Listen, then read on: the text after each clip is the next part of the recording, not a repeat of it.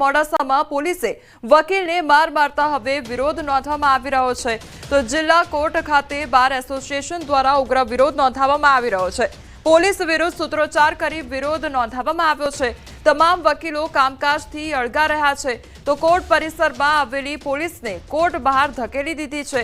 ગઈકાલે ગોપાલ ભરવાડ નામના વકીલને પોલીસે માર માર્યો હતો। ઘાયલ વકીલને સાર્વજનિક હોસ્પિટલમાં સારવાર અર્થે ખસેડવામાં આવ્યો। તો ફરિયાદી સાથે પોલીસ સ્ટેશને ગયેલા વકીલની થઈ હતી પોલીસ સાથે માથાકૂટ।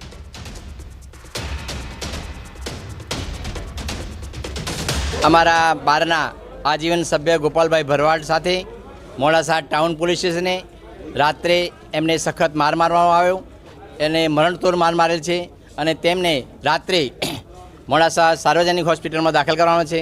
એમને વધુ ઇજાઓ થવાથી એમને હિંમતનગર ટ્રાન્સફર કરેલ છે અને આજ રોજ અમારા અરવલ્લી જિલ્લાના તમામ જિલ્લાઓના તમામ તાલુકાઓના વકીલોએ અહીં હડતાલ પાડે છે। મોડાસાની અંદર પોલીસનું પ્રજાનું રક્ષણ કરવાનું છે, જ્યારે એ જ પોલીસ કાયદો પોતાના હાથમાં લઈને વકીલ જે કાયદાનું રક્ષણ કરે છે એના ઉપર જ જો હુમલો કરે તો સામાન્ય પ્રજાને જીવવું કાઠવું પડશે। આ ડાભી પોલીસ ટાઉન હમણાં થોડા દિવસ પહેલાં આર્મીના જવાનને માર્યો, ફરીથી અહીં અરવલ્લી ડિસ્ટ્રિક્ટમાં એડવોકેટને માર્યો। આ કોની શેહ ઉપર કાયદાનો ભંગ થાય છે સરેઆમ। અરે ભાઈ, જ્યારે વકીલે કોઈ કાયદાનું અનુપાલન ના કર્યું હોય તો તેના ઉપર એફઆઈઆર ફાડવાની હતી, તેને મારવાની સત્તા કોને આપી?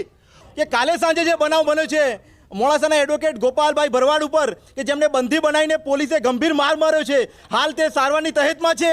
ખરેખર આ સખત શબ્દમાં હું વખોડી કાઢું છું।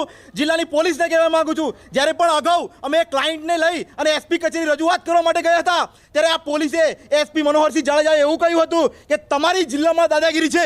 ભાઈ, લોકોને ન્યાય આપવાનું કામ કરીએ છીએ, એ પોલીસને લાગે દાદાગીરી તો એ અમારી દાદાગીરી કાયમ રહેવાની છે।